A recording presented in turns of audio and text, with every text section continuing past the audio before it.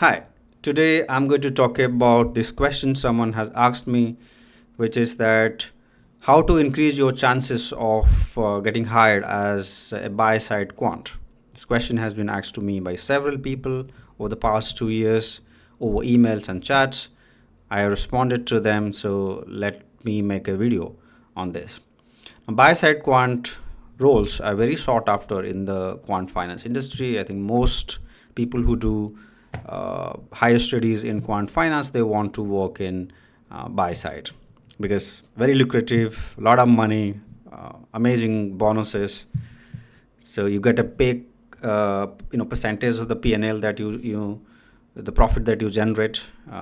So it's such a lucrative job profile that everybody wanting to become a quant wants to be in this particular area of quant finance, right? But it's not very easy, and as you can imagine, if a job is very lucrative, then the competition would always be very, very high because everyone then is fighting for those few roles.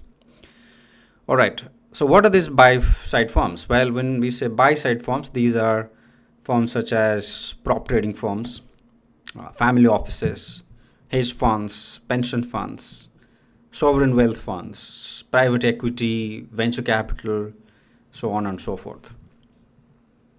Okay, so these are firms that buy assets on behalf of clients, and before they buy assets, they do research, and that's why they need quants. That's precisely is right.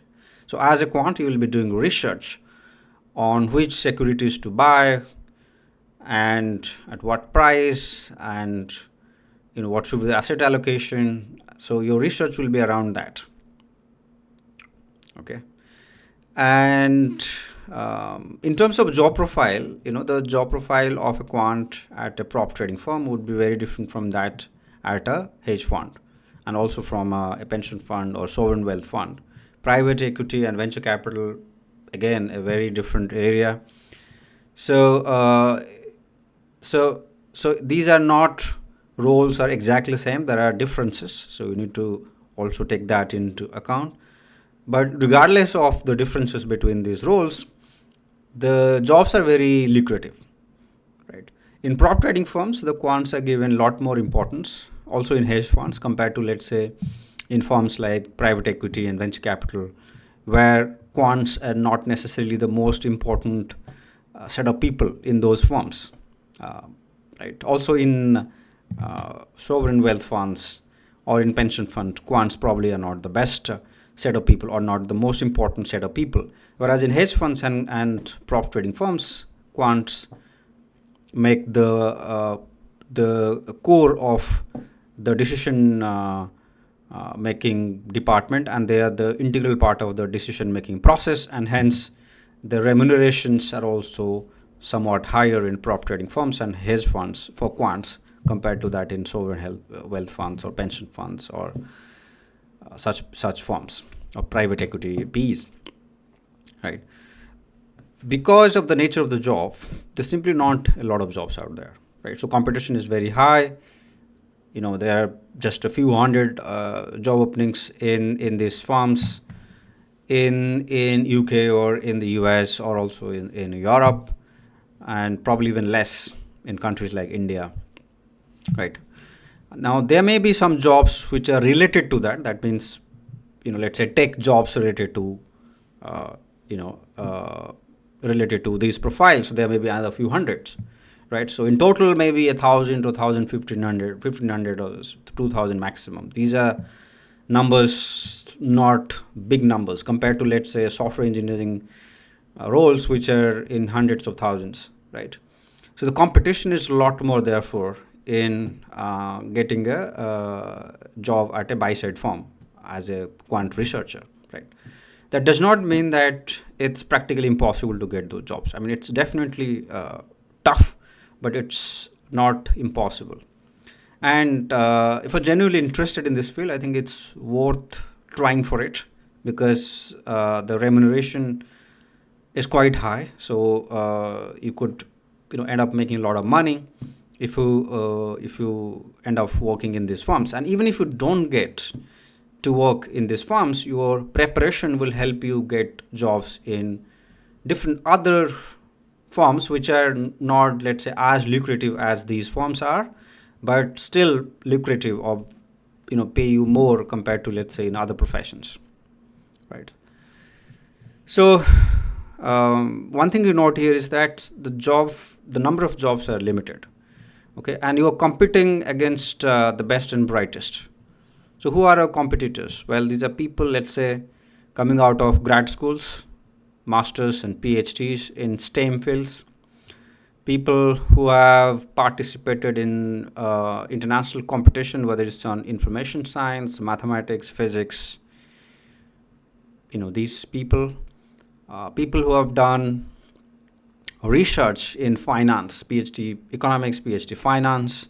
Some people think that, okay, PhD finance, PhD economics, or masters in economics, finance people are not hired as quant, but that's not true. In private equity firms, in pension funds, hedge funds, also in sovereign wealth funds, there is always a demand of PhDs in non-STEM subjects such as economics and finance. Right, so you're competing against these people, but you're also competing against many people from the sell side, those who work at banks as quants. Many of them want to also move to buy side because the compensations are higher. So you're also competing against these people, right? You're also competing against people who have gone for master's degree in financial engineering or quant finance or mathematical finance.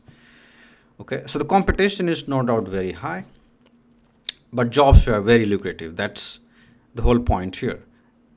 There are quants who make close to $1 million per year.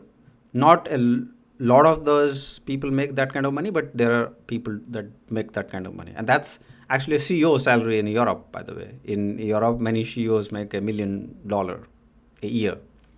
And you as a quant at the age of 25, 27 or 30 may be making that kind of money. So because of the nature of and the remuneration, it's therefore very, very competitive, right? In order to increase your chances of getting a job at these firms, it's good to, first of all, prepare very, very well. Be really good at the basics, understand mathematics really well, especially the applied mathematics, not the pure maths. Should be good in programming. Some people ask brain teasers, but in my view, that's not the most important part of any quant job interview. But you must have good grasp over mathematics. You must have done some research work yourself. Need not be a PhD level research work, but let's say you have done a good thesis in your master's degree, which is in the intersection of maths and finance. That would really help. Connections would really help. If you start at smaller firms, that's also good. Some people just look for opportunities in large prop trading firms like Citadel and so on. But you could also start your career at smaller firms and eventually make it to the bigger one. So that's also quite possible. Some people overlook some of the opportunities, let's say in less known organizations, such as in private equity, for example, they do hire quants. In VC firms, they do hire quants. But everyone is looking at only the HFT. Okay, that's not the best way to look at it. You can also make a good career out of working at BlackRock or Blackstone or Sequoia, which is the VC firm, or SoftBank. These places as well. So keep an eye. Be open to opportunity across different sectors, not just in the most talked about sector, which is prop trading or hedge fund. Okay, and even if you cannot make it to the top, let's say you do not get a job, but you have done good preparation, your preparation will be immensely useful if you want to get a job at an investment bank, for example, the likes of Goldman Sachs and Morgan Stanley, Barclays, JP Morgan, these places. You will also have a great chance of getting hired at these places if you have done good preparation for, let's say, for interviews at buy-side firms, right? The hiring process also is a bit different in the US compared to that in Europe. In the European market, I would say people are a bit more open to hiring people. That means You do not need to have a PhD or STEM education in order to get an interview call, which is a bit different in the US.